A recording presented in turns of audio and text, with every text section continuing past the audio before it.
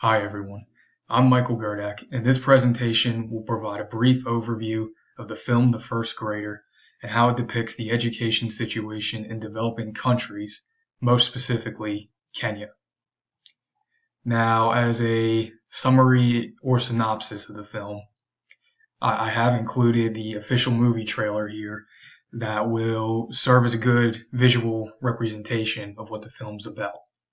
But as a summary, an old Kenyan man named Maruge, and this is his picture from the film here at the top. So Maruge cannot afford schooling when he was younger. When the Kenyan government offers free primary education to everyone, Maruge is adamant in attending and learning how to read. He was a former Mau Mau warrior who fought against the British for land and freedom within Kenya throughout the 1950s, and has recently received a letter from the government that he wishes to read and decipher. Now, initially, he's refused admittance into his village's school due to his age. However, he demonstrates his persistence and desire to learn how to read, and the head teacher of the school recognizes that. She ultimately decides to accept him into her already crowded first grade classroom. Now, unfortunately, while he's in school, Maruge has flashbacks to his time as a warrior and when he was tortured as a prisoner under British rule.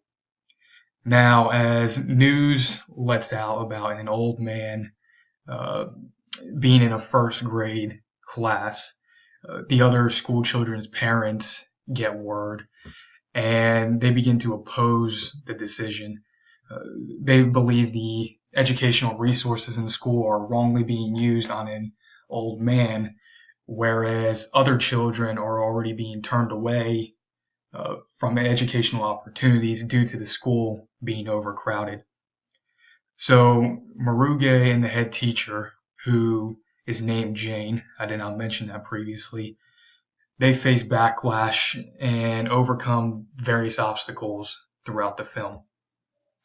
Now, Maruge, he proved to be an influential component and supporter on the value of education across the globe uh, for all ages.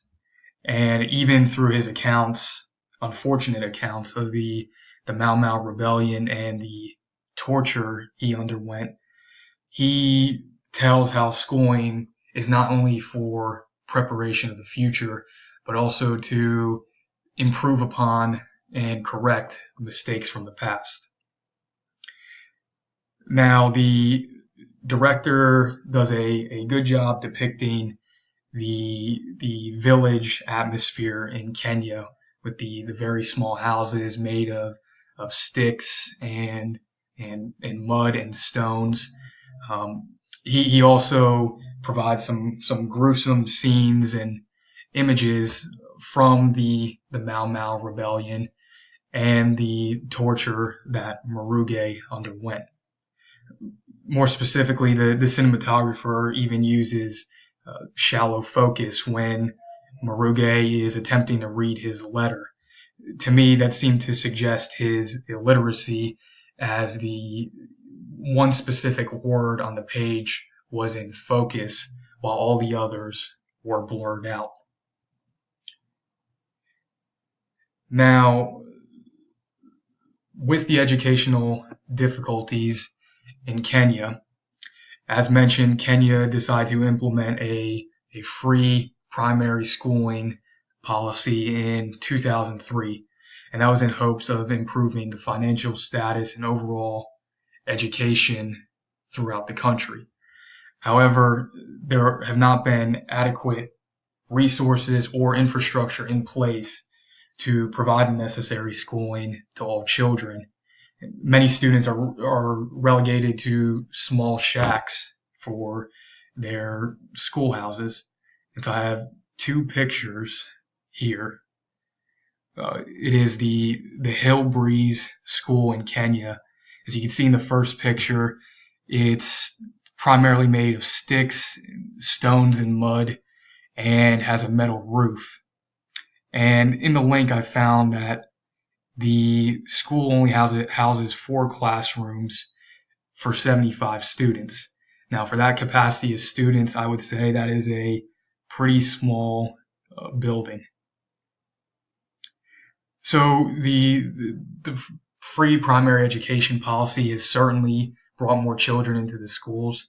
As I list here some stats, between 2003 and 2012, 3 million more students were enrolled in school, with thousands of new schools constructed.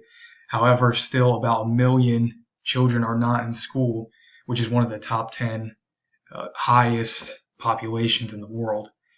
There's still literacy issues throughout the country and questions pertaining to the quality of education some are receiving all around.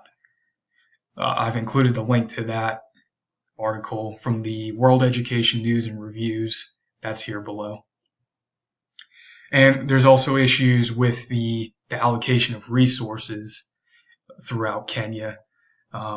Many of the schools in the slums or poorer areas of the country are private schools that charge a nominal fee. Now, the families in these areas, they have difficulty making ends meet day to day. So to think they can pay this nominal fee for schooling is not, it's a flaw within the policy. It's not a great idea. Now, all the public and government schools are generally located in middle class and wealthier areas. So while they are able to take advantage of the free schooling policy, the poor are restricted to the private schools in their area. And I've included the link to that article from Courts here. Now, in more current news, teachers and lecturers throughout Kenya, mostly at universities and secondary schools, they've been on strike in search of increased pay and greater benefits. Now, while being on strike, the students are not receiving education, which has certainly been detrimental to them and has resulted in delays in their educational careers and educational process as well. And I found a tweet from a Kenyan news media outlet that has a video that details the strike in more in depth.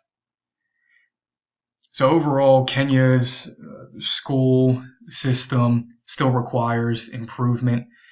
Certainly, the free education policy was a step forward, but there are still issues in quality of schooling, allocation of public versus private schools, and now even the compensation of teachers that needs to be sorted out. So the First Grader, the movie, does a good job portraying this situation: overcrowded schools with insufficient infrastructure. I recommend you all checking out this project in more detail and visiting the links to learn more about the situation in Kenya and other developing countries. Thanks for watching.